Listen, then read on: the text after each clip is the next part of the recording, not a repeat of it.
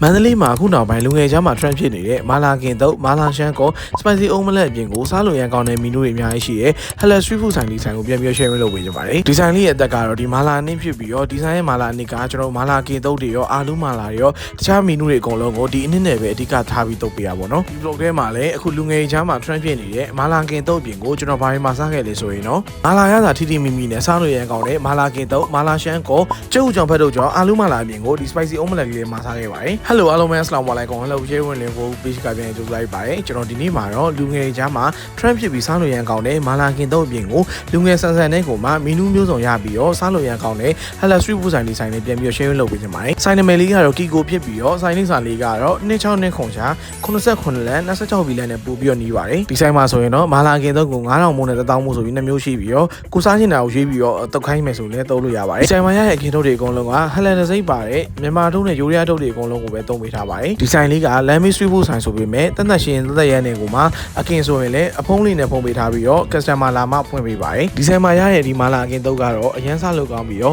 ့အကင်တုပ်ဆိုရင်အခုလိုမျိုးမာလာနဲ့များနဲ့ကိုမှဆက်ဆက်ကလေးတုပ်ခိုင်းတယ်ဆိုရင်ပို့ပြီးစားလို့ကောင်းပါတယ်ဒါကတော့ကျွန်တော်မှာခဲ့တဲ့အကင်1000မို့ပါအကင်1000မို့ဆိုရင်တော့လူ2ယောက်လောက်အေးဆေးစားလို့ရပြီးတော့အများကြီးရပါတယ်ဒီဆိုင်မာလာလေးကလေအရန်ဆက်တာမဟုတ်ဘဲနဲ့မှုမွေးလေးနဲ့ဟိုမှာလေချိုချိုဆက်ဆက်ကလေးနဲ့တော်တော်လေးကိုစားလို့ကောင်းပါတယ်မာလာကင်တုပ်ပေါ်မှာ brownie စတန်ပြီးတော့ကျုပ်ကြောင်ဖတ်တုပ်ကြော်လေးလည်းမှာစားခဲ့ပါတယ်ဒီဆိုင်လေးစာလေးကတော့2689လမ်းကိုမှ26ဘီလမ်းနဲ့ပိုးနီးပြီးတော့လမ်းရဲ့အနောက်ဘက်မှာရှိပါတယ်ဆိုင်ဖွင့်ချိန်လေးကတော့ညနေ3နာရီခွဲလောက်ကစရပြီးတော့ဖူဘန်နာ application ရှိရဆိုရင်လည်း application ကနေတစ်ဆင့်မှာလို့ရပါတယ်ဆိုင်မှာရောင်းတဲ့မီနူတွေအကုန်လုံးကဈေးနှုန်းလဲသက်သာပြီးတော့အရသာလည်းရှိစားလို့လည်းကောင်းတာမို့လို့ကျွန်တော်ကပြန်ပြီး share လုပ်ပေးလိုက်ပါတယ်ဒီဆိုင်မာလာနီကအရန်ကောင်းတာမို့လို့အိမ်မှာပဲလုပ်စားမလားအခုလိုမျိုးမာလာကင်သုံးဆိုင်ဖုန်းကိုစဉ်းစားတာဆိုရင်တော့ဒီဆိုင်ရဲ့ TikTok page မှာဒီမာလာနှစ်ချီတီးတန်ကို order ကောက်ပြီးရောင်းပေးပါတယ်ကျွန်တော်အဲ့နေကအကင်သုံးသွားဆိုင်ရဲ့နေကမာလာရှမ်းကိုပထမဆုံးရောင်းတဲ့နေ့ဆိုတော့ကျွန်တော်မာလာရှမ်းကိုလေးလဲမှာစားခဲ့ပါတယ်မာလာရှမ်းကိုတော့စက်သားနဲ့မှာပြီးတော့ကျွန်တော်ကတော့အထုံများများအဆက်များများနဲ့မှာစားခဲ့ပါတယ်ပိုးရှင်းလဲများပြီးတော့ budget လည်းစစ်ဖြစ်တာမို့လို့မာလာရှမ်းကိုရတာကိုတစ်ချက်ပြောပြပါမယ်ဒါလေးကတော့ကျွန်တော်ခုနောက်ပိုင်း TikTok တွေမှာလည်းအရန်တွေ့ရတဲ့ spicy omelette လုပ်နေရပါဒီ spicy omelette မှာဆိုရင်လည်းကျုပ်နှလုံး spicy ခေါက်ဆွဲတစ်ပွဲအပြင်ကို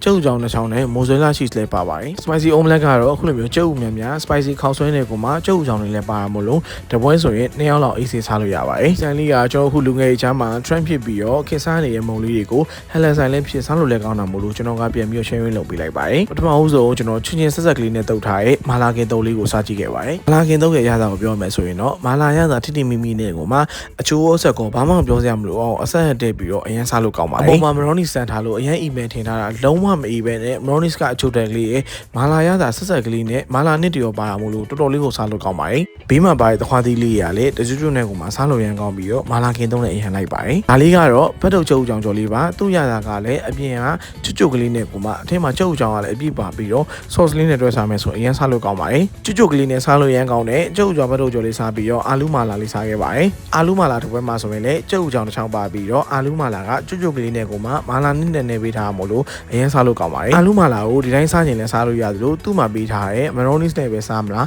ဘေးမှာပါတဲ့ sauce နဲ့ပဲစားမလားအရင်လိုက်ပြီးစားလို့ရန်ကောင်းပါတယ်အာလူကြောင်ကျွတ်ကလေးနဲ့ကိုမှမာလာရတာဆက်ဆက်ကလေးနဲ့ဆိုတော်တော်လေးစားလို့ကောင်းပြီးတော့ရောက်ရင်မစားကြည့်ဖို့ recommend လုပ်လိုက်ပါတယ်ကဲဒါလေးကတော့အစ်စ်ထွက်ထားတဲ့မာလာရှမ်းကောကိုစက်သားနဲ့မှာထားတာပါဒီဆိုင်ရဲ့မာလာရှမ်းကောရတာပြောမယ်ဆိုရင်တော့မာလာရတာခပ်ပြင်းပြင်းနဲ့ကိုမှပိုးရှင်းလဲများပြီးတော့စက်သားတွေရောအရွက်တွေရောခေါက်ဆွဲတွေရောအများကြီးပါတာမို့လို့2ယောက်လောက်အေးစီစားလို့ရပါတယ်မာလာရှမ်းကောကတော့ဒီတိုင်းပဲစားမလားထမင်းနဲ့ပဲစားမလားအရင်လိုက်ဖြတ်ပြီးစားလို့ကောင်းတာမို့လို့ကိုစားခြင်းတဲ့ပုံစံအထုံအဆက်ကစားပြောပြီးမှလို့ရပါတယ်မာလာရှမ်းကောစားပြီးရတယ်ကျွန်တော် spicy omelette လေးစားခဲ့ပါတယ်အထဲမှာ spicy ခေါက်ဆွဲပါပြီးတော့ကျုပ်ကြောင်နဲ့ချောင်းနဲ့မိုဇွဲလာ cheese နဲ့ကိုမှအပေါ်ကနေပြီးတော့ကျုပ်အုပ်ပေးထားပြီးတော့ mayonnaise လေးဆန်းပေးထားတာပါ cheese အမြင်ကပူပူလေးစားမှအမြင်ထွက်တာမို့လို့ဆိုင်မှာထိုင်စားမယ်ဆိုရင်တော့ပိုကောင်းပါတယ်ကဲဒါဆိုရင်လူငယ်ချမ်းမှာ trend ဖြစ်နေတဲ့မာလာကင်တုပ်တွေမာလာရှမ်းကောတွေ spicy omelette တွေကိုတနည်းအားမှရတယ် Hello Street Food ဆိုင်ကြီးဖြစ်တဲ့ Kiko ဆိုင်လေးကိုတောက်စားကြည့်ဖို့ comment လုပ်ရင်းနဲ့နောက် vlog မှာပြန်တွေ့ကြမယ်နော်အားလုံးပဲ Assalamu alaikum